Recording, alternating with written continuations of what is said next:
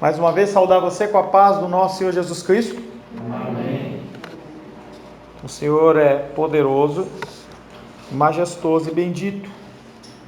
Você crê nisso? Amém. Quanto você crê no poder de Deus? Eu não sei quanto, mas eu creio. 0 a 10, será que passa de 1? Nós somos pessoas que declaramos a nossa fé por Deus, mas quando a dificuldade vem, a luta vem, nós realmente nos desesperamos. Esse tempo com a titia vai ser um tempo, esses 15 dias, né, que eu vou ficar basicamente só com ela, além da Betânia, claro, que está conosco lá nos ajudando. Vai ser um tempo de forja na minha vida e no meu caráter. Ore por mim, mas ore bastante. Ore bastante. A gente tem uma matéria que eu dou dentro de pós-graduação, que é Ídolos do Coração, em que tem uma ilustração em que mostra a situação sendo assolada pelo sol. Ela pode gerar uma planta forte por causa dos raios solares, ou ela pode fazer a planta secar. As lutas e dificuldades, elas têm esta característica nas nossas vidas: ou nos fazem crescer ou nos destrói. Eu creio que o Senhor tem preparado esse tempo exatamente para que eu saia do outro lado mais forte, mas eu preciso de ajuda, tá? Então ore por mim, eu preciso que você me ajude em oração. Estamos tratando sobre a vontade de Deus, não é a vontade do homem. Não, pode ficar, estou brincando. Ela estava assim, fazia aquelas fotos de princesa. A gente confunde a vontade de Deus com a vontade do homem, e a gente acha que eu tenho vontade de comer hoje churrasco. Não, será que vai acontecer? Não vai? Pode ser que aconteça, não aconteça. E uma série de situações. A Chile comentou comigo que ele estava lá sem luz. Nosso Guará agora está esse negócio, né? Vira e mexe está sem luz. Aí chegou aqui, tem luz. Então a gente fica na expectativa, será que tem luz? Será que não tem luz? A dos Reis chegou cedinho, chegou 9 horas da manhã aí. E ela falou assim, será que não tem ninguém na igreja? Tomara que tenha, né? E a nossa vontade, ela é assim, ela oscila e pode acontecer ou não acontecer. Nós temos trabalhado o conceito de vontade de Deus, e a vontade de Deus, ela não muda, e ela ocorre, ela acontece. Nós tratamos da vontade de Deus como eficaz na semana passada, falando que esta característica desta vontade, em especial a vontade decretiva de Deus, em que Deus fala assim, isso vai acontecer de tal maneira, isso não muda. Ela sempre se realiza, seja de uma maneira direta, ele agindo, ou através de alguém. A gente vê, por exemplo, a ação de Moisés dentro do Êxodo para tirar o povo do Egito. Deus, ele utiliza Moisés como um intermediário, como um mediador, mas a autoridade toda é dele. Todos aqueles fatos que ocorreram não foram porque Moisés levantou o cajado ou jogou terra para cima, não. E hoje ainda os seres humanos ainda confundem isso, achando que a autoridade está no homem. Eu não tenho autoridade nenhuma de que eu ore por você ser curado, mas eu oro para que você seja curado. Nós oramos para que as pessoas elas recebam o melhor do Senhor, mas as coisas nem sempre acontecem. Mas quando Deus assim o define, a coisa acontece. E aí nós citamos 2 exemplos, a criação do universo e a criação da vida espiritual. Ela foi criada por Deus dentro dos planos dele, segundo a vontade dele. A primeira criação do universo tornou possível a vida natural dos seres humanos. Essa semana eu estava estudando, e aí se você começar a olhar os 10 mandamentos, você vai ver que o início dos mandamentos, são mandamentos de criação do Senhor, com o objetivo de preparar. Então ele fala, haja terra, mas ele fala, haja terra para quê? Para que os animais possam habitar. Hajam águas e mares, para quê? Para que os peixes possam habitar. Ele poderia ter criado os peixes antes. Não podia? Podia ou não podia? Podia. Os peixes iam ficar no ar assim, né? Meio estranho assim. E a gente não queria saber não, mas ele criou primeiro a água para colocar os peixes dentro. É muito legal. A criação do Senhor, ela é tudo muito bem feita. E aí ele cria a terra para nos colocar, e depois ele nos dá a vida eterna através da vida do seu Filho. Então a vontade do Senhor é eficaz.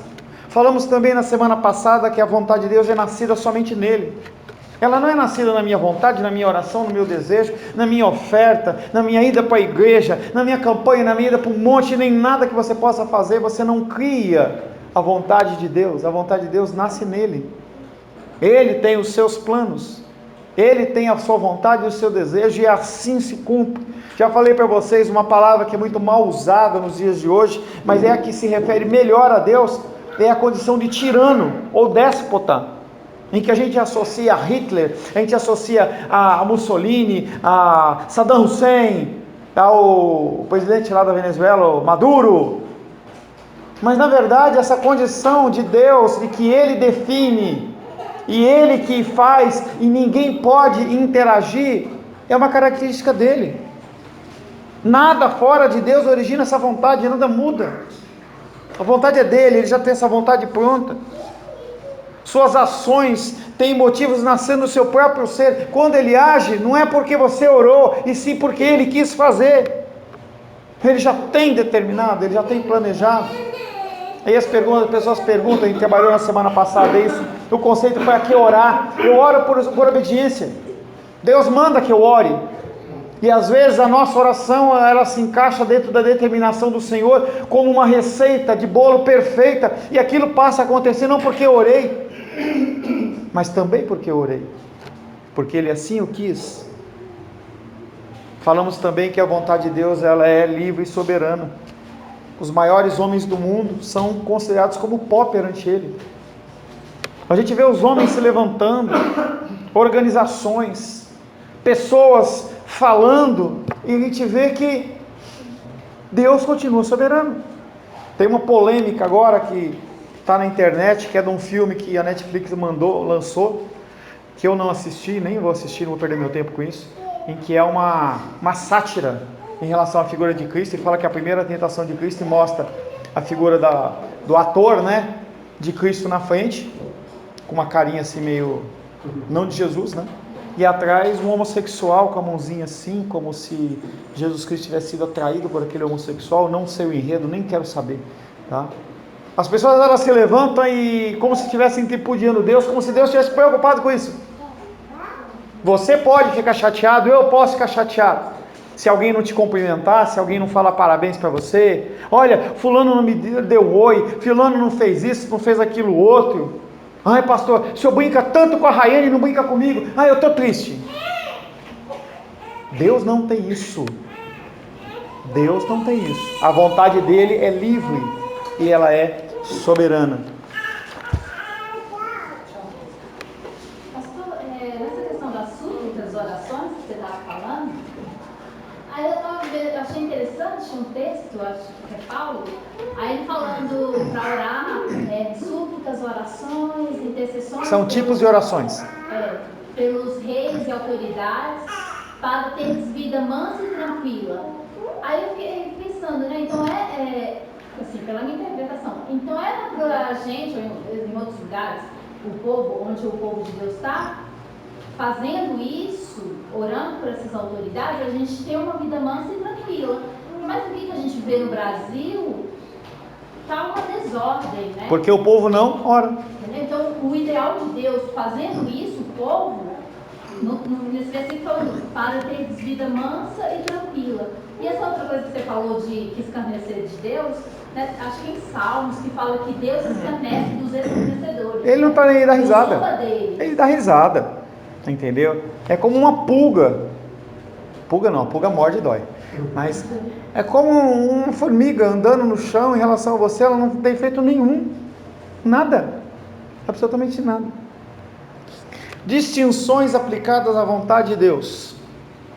Nós temos vontades diferentes, nomes, como a Menísia falou, orações, súplicas, ações de graça, são tipos de oração.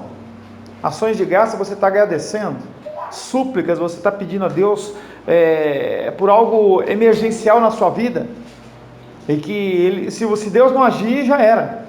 Você não vai pedir de qualquer jeito, você não vai agradecer como você agradece a sua alimentação, se você agradece, entendeu? Obrigado por tudo e amém, não. Você vai na frente de Deus e você vai gemer.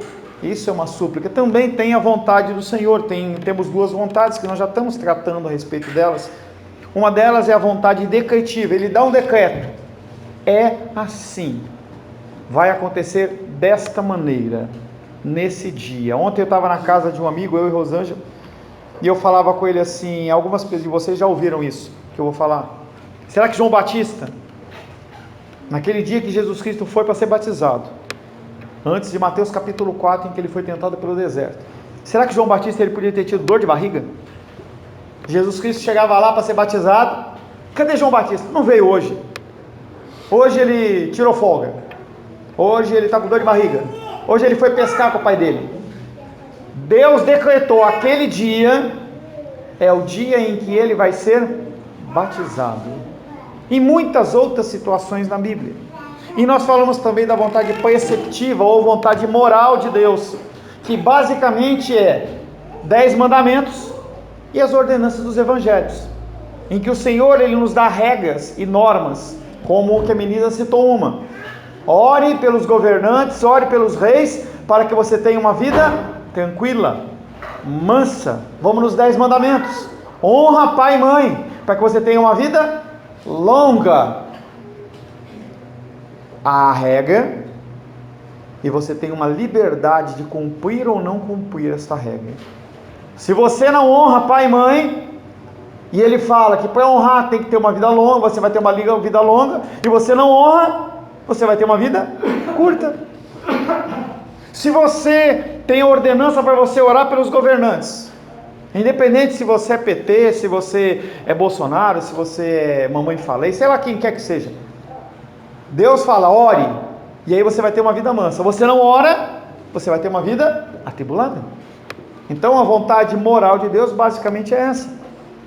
Vamos dar um pouquinho de base teológica para isso. Não basta eu falar, e não basta você ouvir e você achar que está certo, ou você ter o seu pensamento. Nós vamos tratar alguns versículos, tá?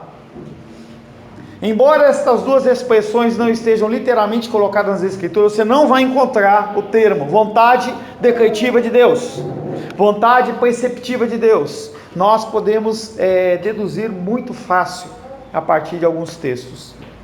A expressão vontade decretiva é aquela por meio da qual Deus ordena tudo aquilo que decide que tem de acontecer, seja por meio da sua agência direta, ele age diretamente, ou através de alguém. Nós já tratamos na semana passada a figura de Nabucodonosor. Nabucodonosor foi um rei que se levantou, rei da Babilônia, em que ele era ruim, ele era mau, ele devia comer criança no café da manhã, mau.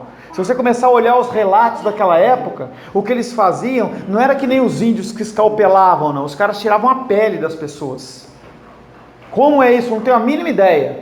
E pegava aquelas peles e colocava na entrada das cidades expostas, para que as pessoas soubessem o grau de malignidade que era quem estava governando aquilo. E não entra, que é o mesmo efeito dos canibais. Os canibais colocam aquelas caveiras, ou colocavam, provavelmente vi em filme, né? Colocava aquelas caveiras para que a pessoa, ao ver aquilo, falasse assim, eu não vou entrar nesse território, porque se eu entrar nesse território, as pessoas aí comem gente. Nabucodonosor era ruim, mas Deus usa ele como juízo sobre Israel. Então é uma forma de Deus, ou Deus age diretamente, ou ele age através da ação das criaturas. Essa vontade decretiva, ela pode ser secreta.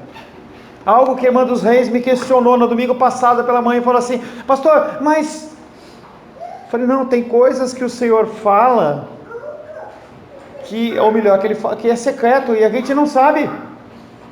Ele tem as suas ordenanças, ele tem as suas determinações e pensamentos, e a gente não conhece. E ele pode revelar ou não revelar, e o questionamento dela é, por que Deus permitiu que os bichinhos morressem no Antigo Testamento? Que culpa tem o bichinho? Não tem como a gente explicar isso. O Senhor, ele determinou que aquilo seria uma forma de aplacar a sua ira. Mas por quê? Ele não fala por quê. Ele só fala que é assim. Lá em Adão acontece isso. Foi o primeiro sacrifício. Quando Adão e Eva pecaram, e não foi Eva e Adão, foi Adão e Eva. A culpa ali é do homem. Você vê que as ordenanças de Deus são sobre o homem, e Deus viu que Adão foi um banana e puniu. É lógico que Eva acaba sofrendo junto. A hora que eles pecaram e viram a sua nudez, o Senhor sacrifica um animal e cria o quê? Roupas para eles de pele de animal. O primeiro sacrifício foi ali. Pastor, mas você colocando Adão primeiro, ele pecou em omissão. Sim, mas ele era o responsável. Se você tiver um local, se você arranjar um emprego e você for gerente de um departamento e um funcionário seu cometeu um erro, de quem é a culpa? Eva pecou, a culpa é de quem? Adão. Porque, como na sua imaginação dos peixes, eu fico pensando, ele poderia estar distante dessa árvore. Não estava, ele estava do lado dela. A palavra hebraica que fala, e Eva deu, ela fez assim, ó. Ele assistiu a serpente falar o que falou, seduzir a esposa, permitiu que ela pegasse o fruto e não falou nada, permitiu que ela mordesse e ainda recebeu o fruto. A culpa é dele. Ele podia ter pego um pedaço de pau e dado na cabeça da serpente? Podia. Por que ele não fez? Banana. A culpa é dele. Mateus 24, 36. Pedro, leia para mim Mateus 24, 36. Vai, cara.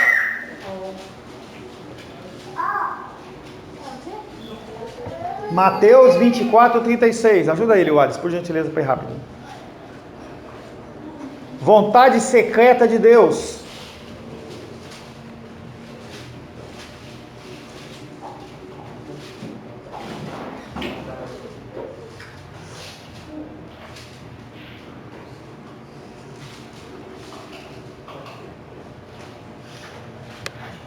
Ninguém achou aí? Alguém lê, por gentileza, depois eu passo outro para ele. 36. 24, 36. Mas a respeito daquele dia e hora ninguém sabe, nem os anjos do céu, nem o Filho, senão o Pai. Que loucura! Uma informação que nem Jesus Cristo sabia. Nem o Espírito Santo, apenas o Pai. Nem anjos. Nem pessoas. Por isso que quando você vê homens e mulheres dizendo, o mundo vai acabar, tal dia, como que Jesus não sabia? E ele sabe. A palavra de Deus diz que ninguém sabe. É uma informação secreta a Deus. Não está em nenhum texto. Não dá para você calcular. Não está debaixo da pedra. Não tem sinal do céu, não. Deus vai falar, é hoje. Naquele dia, como nos dias de Noé, pessoas casavam e davam em casamento, trabalhavam, faziam todas as coisas naturais, e Deus fala, acabou. Nós podemos, no dia de hoje, não findar a escola dominical, porque Deus falou, chega, deu. Tem muita criança junto nesse canto aí, gente, vamos separar elas, por favor. Por favor, separe as crianças, não dá para ficar todo esse monte de criança junto não, hein? Nós temos a vontade secreta, é o exemplo que já dei para vocês, e a vontade conhecida. Há inúmeras referências nas Escrituras que indicam um decreto que Deus, um decreto de Deus que Ele já deu a conhecer aos homens. Todo aquele que crer e for batizado será salvo. É uma regra. Deus falou, aquelas pessoas que crerem e forem batizadas, e aí nós temos uma letrinha no meio que E, é uma coisa mais a outra, chama conjunção aditiva, é uma coisa mais a outra, não é uma coisa ou a outra. Todo aquele que crer e for batizado será salvo, mas aquele que não crer, já está condenado. Então, nós temos a condição do batismo como uma regra, mas ela não é essencial, porque se por algum motivo não ocorrer, o irmão Cláudio está lá no hospital, não é crente, ele aceita Cristo, eu quero batizá-lo, o médico fala, não vai, ele morre, vai para o céu. E se não crer, está condenado. São normas que o Senhor estabeleceu. Nós já falamos, todo aquele que honrar pai e mãe terá uma vida longa. E muitas outras formas, muitas outras ordenanças. Quando você passa de Gênesis até Deuteronômio, você vai ver muitas ordenanças de Deus. Você age dessa maneira, você vai ser abençoado. Se você fizer isso, você vai ser amaldiçoado. Vai dar errado, vai dar problema. Na vontade decretiva, Deus não pode ser resistido. Para executar essa sua vontade, Ele não consulta a opinião dos homens. Sebastião, o que você acha disso? Ele não faz isso. A gente vê essa situação clara em Jó. Jó, depois de passar todas aquelas lutas e dificuldades, ser acusado pelos seus amigos, ele fica invocadinho com Deus. Ele começa a falar besteira. Aí Deus puxa Jó do lado. Eu queria ter assistido. Deve ter sido legal aquela cena. Jó, onde você estava quando eu criei os céus? Você me ajudou a escolher o nome das estrelas? Você que escolheu se a onça pintada ela ia ter pinta e não lista, que nem a zebra, ou a zebra ia ter lista e não pinta, que nem a onça pintada? Será que você que escolheu a cor do céu, a cor da grama? Onde você estava para me ajudar a fazer isso? E Jó foi murchando. Deus, ele não toma conselho em ninguém. Em ninguém. Por isso que o governo divino, ele é teocrático. Ele não é democrático. Tem até aquela piadinha. Demo é do demônio. Essa história de que a voz do povo é a voz de Deus, isso é coisa da cabeça do homem. Não está nas escrituras. Você não vê os líderes tomando conselho com pessoas. Eu vejo uma exceção, em que o sogro de Moisés vai lá a Moisés e fala: Moisés, o que você está procedendo? Ele chamava todos os dias, ele acordava às 6 horas da manhã, 5 horas da manhã, e todo aquele povo, 3 milhões de pessoas com todos os seus problemas, vinham conversar com ele. E Moisés olha para ele e fala assim: você vai morrer e você vai matar esse povo. Por que, Jetro? Por que você não cria conselhos de pessoas que cuidem de grupos de 1000, de grupos de 100, de 50, e essas questões que, como hoje no nosso sistema jurídico, você passa por uma instância, segunda instância, quando chegar em você é realmente porque ninguém conseguiu resolver. Opa, isso é boa. Fora isso eu não vejo ninguém perguntando, vou por aqui, vou por ali, não. Quem determinava era Deus. Para executar essa sua vontade, ele não consulta a opinião dos homens. Os homens não têm participação nas suas decisões. Com ela devemos nos alegrar. Por quê? Romanos 12:2. Sabe, já decorou, Olis? Decorou nada, você só fala um pedacinho. Só fala o que te interessa. Fala aí, Romanos 12:2. Vamos lá. Hã? Não precisou soltar a menina, não. Eu queria que você falasse sem ler, ué. Romanos 12:2. Vai lá, Benê. E não vos conformeis com este século, mas transformai-vos pela renovação da vossa mente, porque experimentais qual seja a boa, agradável e perfeita vontade de Deus. Tudo que Deus faz é bom, perfeito e agradável. Mesmo que não pareça isso para você no momento, a vontade de Deus ela é boa, perfeita e agradável. Ponto. E por ela nós devemos dar graças. 1 Tessalonicenses 5:18.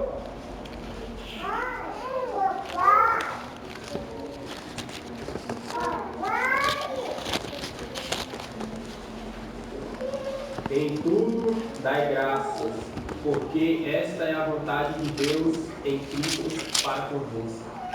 Em tudo dai graças. Tudo o quê? Tudo. Mas tudo. Tudo. Em tudo dai graças. E nós estamos falando com filhos de Deus ou ímpios? Filhos de Deus. Filhos de Deus. Filhos e filhas de Deus. Aqueles que já estão arrolados no livro da vida do Cordeiro. Aqueles que fazem parte da família de Deus. Em tudo, dai graças. Nada acontece na sua vida para te destruir. Nada acontece na tua vida para te destruir. Você pode falar comigo? Nada acontece na minha vida para me destruir. Mas é bom, às vezes? Chato?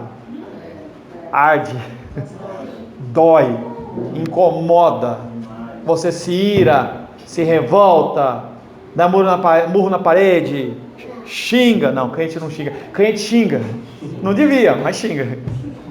A nossa boca bendita, que deveria falar santo, santo, santo é o Senhor dos Exércitos, a mesma boca que faz isso amaldiçoa a criatura de Deus.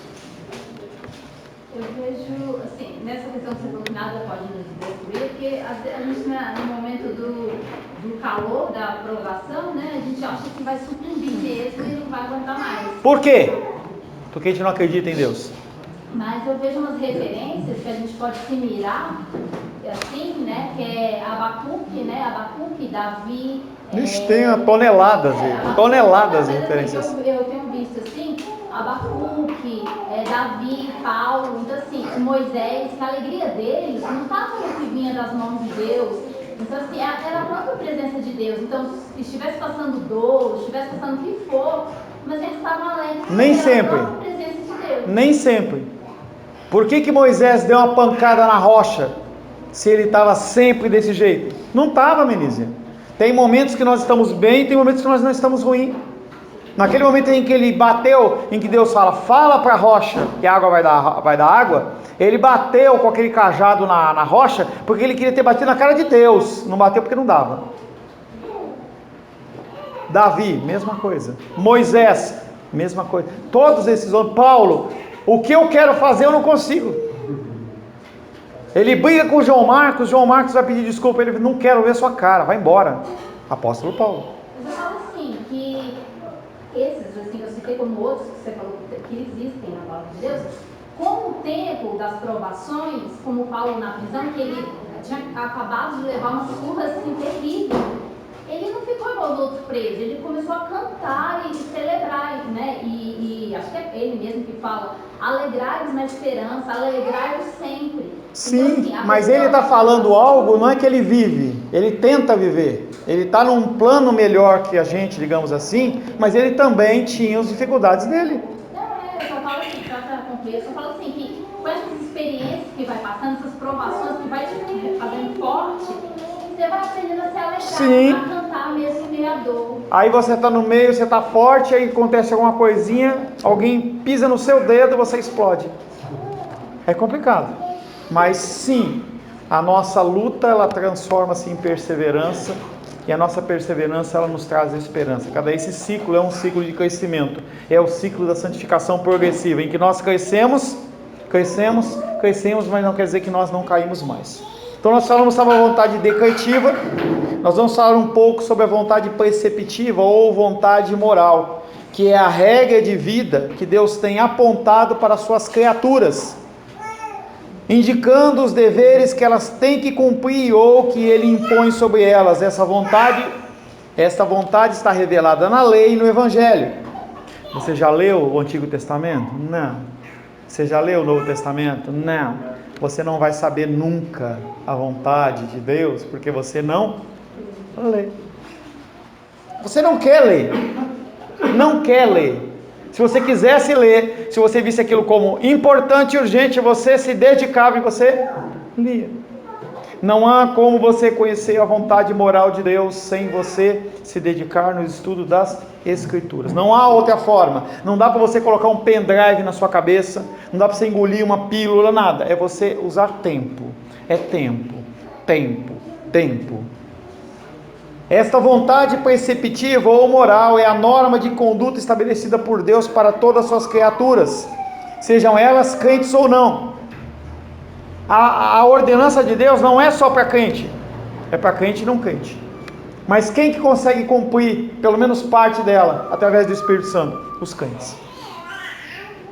Contudo, é necessário entender que nem tudo que está revelado diz respeito aos preceitos de Deus para conosco, mas também refere-se aos decretos que Ele revela de antemão sobre fatos que já aconteceram ou que ainda irão acontecer. Base bíblica. Nós já falamos que esse termo não existe nas Escrituras, mas há vários versículos que nos mostram isso. Salmos 40, verso 8. Não leia, aguarde eu falar, tá?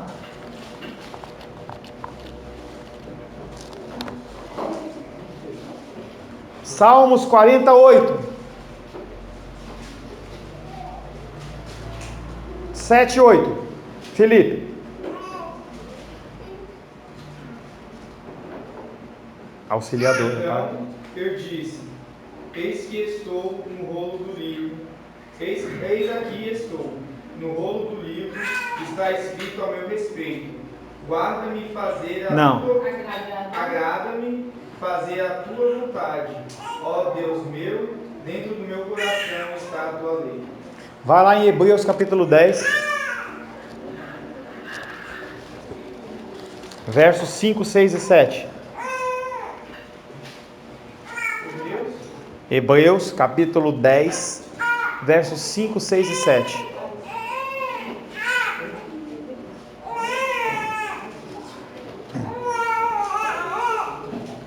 Alguém, por gentileza? Por isso, entrando no mundo, diz: sacrifício e oferta não fizeste, mas corpo não preparaste. Holocaustos e oblações pelo pecado não te agradaram. Então disse: eis aqui vem. Verso. Faltou 7. Então disse: eis aqui vem. No princípio do livro está escrito de mim, para fazer, ó Deus, a tua vontade. Esse texto de Hebreus é exatamente o texto lá de Salmos. Me agrada fazer a tua vontade.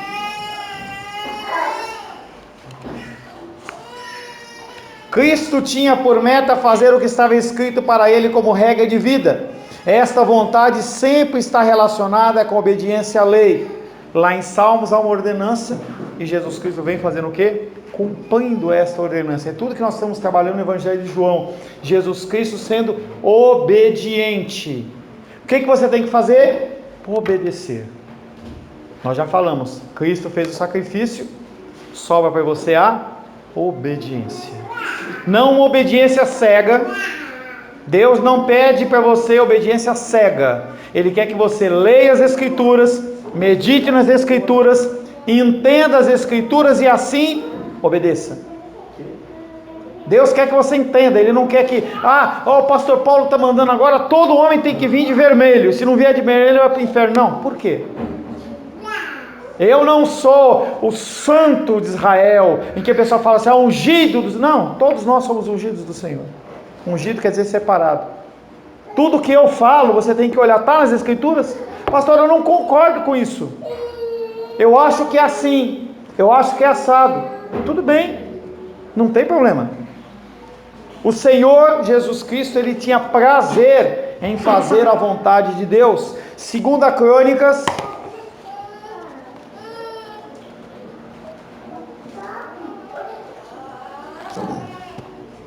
Segunda Crônicas, capítulo 27.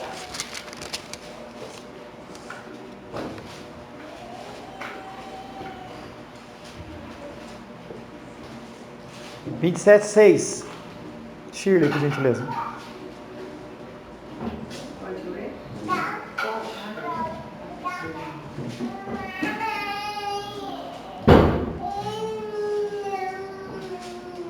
Assim Jotão se foi tornando mais poderoso e dirigiu os seus caminhos segundo a vontade do Senhor, seu Deus. Assim Jotão se foi tornando mais poderoso, porque ele fazia não a vontade dele, mas ele fazia a vontade de Deus. Jotão era rei de Judá, reinava em Jerusalém. Como um servo de Deus, ele possuía conhecimento da vontade de Deus, que havia aprendido como? Como que Jotão aprendeu qual era a vontade de Deus? Como que é, gente? Lendo as Escrituras, o que ele tinha de referência. Ele lia Gênesis, Êxodo, Levítico, Número, Deuteronômio, a Torá. Porque ele lia, ele sabia qual era a vontade de Deus. A gente vê isso acontecer lá no finalzinho do Antigo Testamento, quando Josias, ele fala assim, vai lá buscar, vai limpar lá, o cara estava mexendo, ele pega e acha os escritos da lei, leva para Josias, Josias fala, o que nós estamos fazendo está tudo errado, Deus deve estar querendo destruir a gente. E aí ele começa a limpar, começa a tirar os altares, ele começa a fazer isso, fazer aquilo. Mas por que ele fez isso? Porque ele conheceu as Escrituras, e a partir das Escrituras ele pôs ordem na vida dele e no reino dele. Jotão teve a sua vida pessoal norteada pelos preceitos do Senhor, o que o tornava cada vez mais poderoso e cheio de autoridade, não por ele, não era algo nele, inerente a ele, porque ele era bonitão, porque ele era inteligente, porque ele tinha mais exército, não. Pastor, eu posso usar isso na minha vida? É claro! E a abertura do culto de hoje à noite vai ser exatamente essa. Como é que você começa o seu dia? Servos de Deus, servas de Deus, começa o dia em oração, olhando para Deus e falando: Deus, o que o Senhor quer de mim? Como que nós começamos? Correndo. Preciso tomar café. Não, vou comendo, não dá tempo. Por quê? Dormiu tarde, não acorda cedo, e aí passa o dia infernalmente, porque as decisões que nós tomamos naturalmente dão erradas, e aí a gente se estressa, a gente gasta mais tempo, que era para a gente fazer em 1 hora, a gente leva 2, leva 3, leva 4, não resolve, você fica nervoso, simplesmente por o quê? Não pediu direção a Deus. Jotão teve a sua vida pessoal norteada pelos preceitos do Senhor, o que o tornava ainda mais poderoso e cheio de autoridade. O conhecimento dos preceitos de Deus e a obediência a ele lhe davam autoridade diante do povo, porque ele não falava do seu coração. Se eu falar algo para você do meu coração, pode até acalmar o seu coração, mas daqui a pouco você fala: não tem nada a ver, sem sentido. Tem muito pregador na internet hoje falando tanta besteira, falando que nós somos o centro de Deus, em que Deus existe por minha casa. Olha, você não acha meio estranho o que eu vou te falar, mas Deus, ele estava tristinho lá, e se não tivesse a sua existência, ele ia ficar triste. Eu dei para minha filha ouvir, ela falou assim: meu, que ridículo isso. Mas por que a gente entende que isso é ridículo? Porque aquilo não vai de encontro àquilo que a gente acredita, que a gente lê nas Escrituras. A gente não vê um Deus que vive em prol do seu povo, mas um Deus que defende o seu povo, sim, mas que o seu povo precisa do Deus, e é o contrário. As pessoas, elas estão ouvindo coisas que massageiam o seu ego e levam elas a outro entendimento das Escrituras. Deus, ele se torna um banana para essas pessoas. Eu estava estudando um pouquinho sobre a história do Natal, e aí, se você for estudar antigamente a figura do Papai Noel, do bom velhinho, ele era um duende, ele era um cara monstruoso, e aí alguém muda essa história e faz um gordinho, branquinho, tal, junta com uma figura de um lugar lá chamado São Nicolau, e aí fica a figura do Papai Noel. Por quê? Esse Deus, ele se adapta conforme a vontade do ser humano. O nosso Deus não. Nosso Deus é o mesmo ontem, hoje e sempre. E a vontade dele, ela é una. É uma única vontade, que não muda, não envelhece. As Escrituras, elas, por mais que elas tenham mais de 2, 3, 4, 5 mil anos, elas não envelhecem, elas não perdem a validade, elas não caducam. A dos Reis entrou aí e falou assim: eu acho que foi porque eu cheguei cedo aqui, é porque eu caduquei. E aí, esse nome de que eu pedi bastante. A palavra de Deus, ela não caduca, ela sempre vai ser verdadeira. O que o mundo fala? Que é isso? Estava conversando com um amigo meu ontem, ele falava assim que a pessoa chegou e perguntou para ele, o engenheiro formado, acho que é da CAESB, ele, amigo do Sebastião, e falou assim: não vai me dizer, fulano, que você acredita em Adão e Eva? Acredito. Não acredito. Nem vou conversar mais com você. As pessoas, elas não conseguem entender que os princípios bíblicos, eles são verdadeiros. Eu prefiro acreditar em coisas que o homem diz que é verdade do que o que as Escrituras dizem, mas isso não é inerente à pessoa, e sim ao Espírito de Deus sobre a vida dela ou não. E aí você tem que olhar para essa situação com muita misericórdia. Pastor, sobre isso que você está falando, que eu achei muito interessante, que bom. Em 1 Timóteo 4, que dos últimos dias pra cá, então assim, falando que vai ter muita fábula, muitas coisas, né? Então assim, a gente rejeitar as fábulas profanas de velhas caducas e nos exercitar na piedade. E aí fala, né, pra gente ser padrão, fala pra da mocidade, né? Ser padrão no amor, na fé, na pureza. Então vai ter muito vento, já tá, né? Muitos ventos de doutrina, às vezes uma frase soa que é bíblica, mas uma palavrinha tem um erro ali. Né? Entenda que a ação mundana e demoníaca, ela não aparece de uma maneira agressiva. É todo ano 1 milímetro. Conta a história da humanidade que as placas tectônicas, elas vão se afastando. Então, quando uma plaquinha daquela mexe 0,001 milímetro, aí tem um tsunami não sei aonde. Essas coisas, elas são imperceptíveis. Se você for lembrar um pouco da década de 80, para quem estava vivo, claro, né? Quando Xuxa vem para a televisão e ela lá seminua, literalmente seminua, ali já se começa a erotização das crianças. Vem Angélica e vem Eliana, erotização das crianças, para que hoje as crianças olhem isso para uma coisa como uma coisa normal. Homossexualismo, 30 anos atrás não tinha homossexual? Tinha, mas você via a condição diferente. O que acontece? Você vai começar a apresentar, você começa a ver dois amigos numa novela, você começa a ver duas moças numa novela, e você começa a ver, aí começa normal, hoje está escancarado, e não é algo que é assim, é todo dia um pouquinho. Eu vou colocar rosa no menino, não tem nada a ver, escândalo de rosa, não pode. Aí começa aí, e continua falando. Quando chega uma hora, aquilo é normal. A forma do mundo trabalhar é desta forma, é devagar e sempre. Parece que a gente não está percebendo, nem percebe. É só isso. É só um Papai Noel na tua casa, é só isso, é só aquilo outro, é só uma festinha pagã, não tem nada a ver. E você vai deixando, é um brinquinho aqui, é um piercingzinho ali, é um cabelinho de uma forma, não sei o que, daqui a pouco está tudo fora do eixo. E aí quando você vai lá para Gênesis 1:1, em que Deus criou, e Ele estabeleceu qual era a forma que tinha que acontecer, está tudo fora. Porque a menina falou, ora pelos governantes, não ora, eu odeio o governante, faço chacota com ele. Aí vem as consequências. E não há nada que você possa fazer a não ser continuar orando e colhendo os louros dessa insubmissão nossa em relação às leis. Fale, Wallace, para a gente finalizar. Porque eu vi uma pregação, acho que foi do John Piper, ele disse que o diabo não pode tornar o inferno agradável, mas ele transforma o caminho. O caminho do inferno agradável.